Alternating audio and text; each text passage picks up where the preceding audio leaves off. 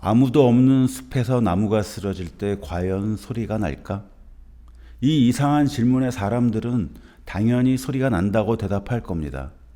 그러나 생명공학자 로버트 란자는 그 말에 동의하지 않습니다.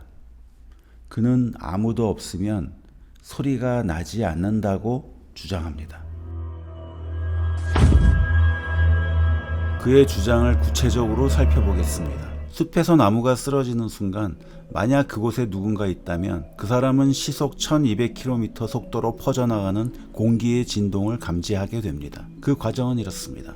초당 20 내지 2만 회까지의 떨림이 고막으로 전달되면 그 자극을 전기 신호로 받은 두뇌는 그것을 소리로 해석합니다. 결국 우리의 두뇌가 공기 파동을 소리로 인식하는 것입니다. 따라서 아무도 없는 숲에서 나무가 쓰러질 때 소리가 난다고 볼 수 없습니다. 공기 파동만 생길 뿐인 것이죠. 빛도 마찬가지입니다. 혼자 타고 있는 촛불은 그저 전자기적 파동일 뿐이며 사람이 보고 느낄 때만 비로소 색깔로 인식됩니다. 로버트 란자는 그와 같은 논리를 바탕으로 생명체의 의식이 우주를 이루는 본질적 요소이며 물리적 현실은 의식에 종속된다는 파격적인 가설을 내세웠는데 이를 바이오센트리즘이라고 합니다. 이 가설의 토대는 양자역학입니다. 양자역학 태동의 주역인 닐스 보어는 모든 물질은 관측을 통해 그 존재가 드러나기 때문에 그 전엔 존재한다고 말할 수 없다라는 주장을 했습니다. 그 생각에 반대한 아인슈타인은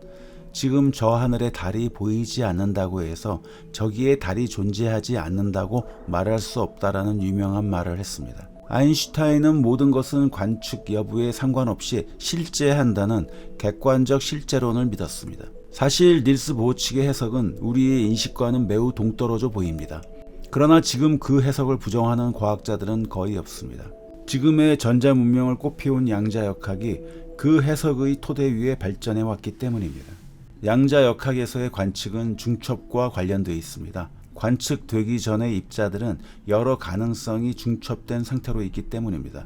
그것을 일반적인 관념으로 보면 존재한다고 말하기가 애매한 상태입니다. 그 유명한 슈레딩거의 고양이라는 사고 실험에서는 그 중첩으로 인해 죽은 상태와 산 상태로 동시에 존재하는 고양이가 등장합니다. 그렇듯 고양이가 이상한 상태로 있다가 관측이 일어나는 순간 둘 중 하나의 상태로 결정된다는 것이죠.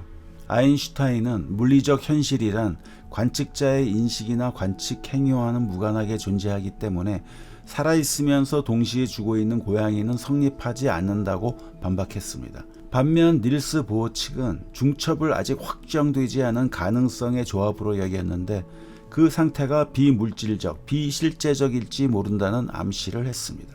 아인슈타인은 중첩 상태일지라도 실제적이어야 한다는 믿음을 버리지 않았고 중첩으로 인식되는 현상의 배후엔 우리가 모르는 어떤 숨겨진 정보가 있으며 그걸 알면 세상이 다시 예측 가능한 모습으로 보일 것이다 라고 주장했습니다. 죽을 때까지 그러한 믿음을 고수한 아인슈타인은 결국 안타깝게도 양자역학의 주류에서 멀어져 갔습니다. 바이오센트리즘은 지금까지 설명드린 바와 같이 관측 이전엔 존재 여부를 말할 수 없다는 양자역학 개념을 수용한 가설입니다.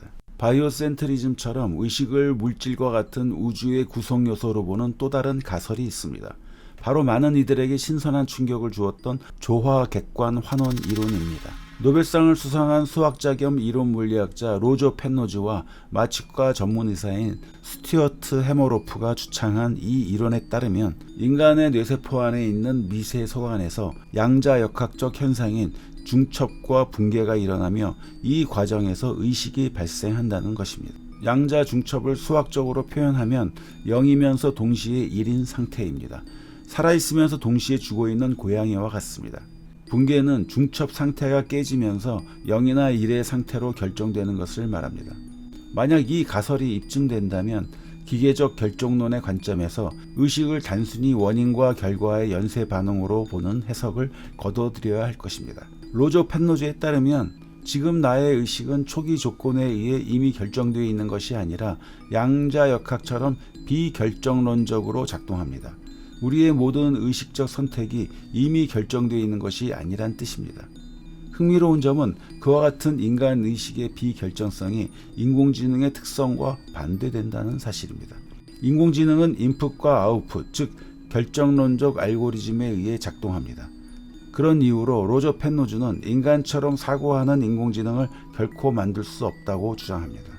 그런데 오로지 문제 해결 능력을 기준으로 판단할 때 인공지능의 특징인 결정성과 자연지능의 특징인 비결정성 중에서 어느 것이 더 나은 걸까요? 많은 이들은 인공지능이 훨씬 우수하다고 믿고 있습니다. 모든 문제를 다 해결하는 신과 같은 완벽한 인공지능이 출현할 것으로 믿는 사람들도 있습니다. 그러나 인공지능은 자연지능에는 없는 치명적 약점이 있습니다. 컴퓨터 과학의 아버지로 불리는 앨런 튜링이 밝혀낸 바에 따르면 기계적 지능은 어떤 특별한 문제를 만나면 정답을 찾지 못한 채 끝없이 무의미한 계산만 반복하는 무한 루프에 빠질 수 있습니다. 그 무한 루프는 원인과 결과만을 따지는 존재가 빠질 수 있는 논리적 함정 같은 것입니다. 반면 인간은 그런 상황과 맞닥뜨려도 직관을 통해 이를 뛰어넘고 앞으로 나아갑니다. 직관은 자주 틀리기는 하지만 무한 루프와 같은 기계적 늪에서 빠져나올 수 있는 융통성을 발휘하기 때문입니다. 어쩌면 그런 이유 때문에 인공지능 시대에도 자연지능의 중요성이 부각될지 모릅니다. 로저 펜노즈에 따르면 결정론적 알고리즘을 넘어서는 그 직관이 바로 양자역학적 사고 시스템입니다. 이제 그의 주장을 구체적으로 살펴보겠습니다. 한 아이가 눈앞의 사과를 먹을까 말까 고민하고 있습니다. 이때 아이의 두뇌 속에 있는 미세 소환에선 어떤 일이 일어나고 있을까요? 정답은 먹는다와 안 먹는다라는 두 가지 가능성이 동시에 존재하는 양자 중첩 상태에 놓여 있다는 것입니다. 이 상태는 잠깐 유지되다가 어느 순간 자연적으로 붕괴돼 둘 중 하나로, 예를 들어 저걸 먹어야겠다로 결정됩니다. 이 과정에서 정교하게 조율된 수많은 미세 소관들이 서로 상호작용하면서 어떤 패턴을 만들어냅니다. 마치 지휘자가 있는 오케스트라처럼 정돈된 방식으로 만드는 그 패턴이 바로 의식적 사고입니다.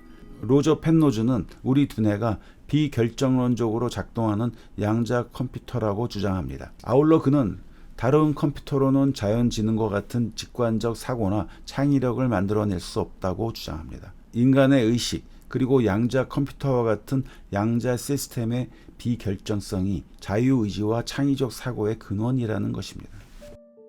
그의 주장은 아직 입증되지 않은 가설입니다. 그런데 2024년에 인간의 두뇌가 양자역학적으로 작동할 수 있음을 밝힌 한 실험 결과가 발표되었습니다. 미세소관 다발에 자외선을 쪼이자 빛을 흡수한 모든 미세소관이 마치 협동하듯 동시에 빛을 방출하는 이른바 초방사 현상이 나타난 것입니다. 과학자들은 그것을 의식 발생 패턴과 같은 것으로 해석합니다. 그 실험은 자연지능이 바로 양자 컴퓨터이다라는 로저 펜노즈의 주장을 뒷받침하는 증거로 평가됩니다. 만약 로저 펜노즈의 가설이 맞다면 인간처럼 생각하는 인공지능은 양자 인공신경망이 개발된 후 등장할 것입니다. 한편 로저 펜노즈의 이론은 사후세계가 존재할 가능성도 열었습니다. 그는 인간이 죽은 후 미세소관 다발을 빠져나간 양자 정보가 우주의 양자장으로 퍼져나간 상태로 존재할 가능성이 있다고 주장합니다.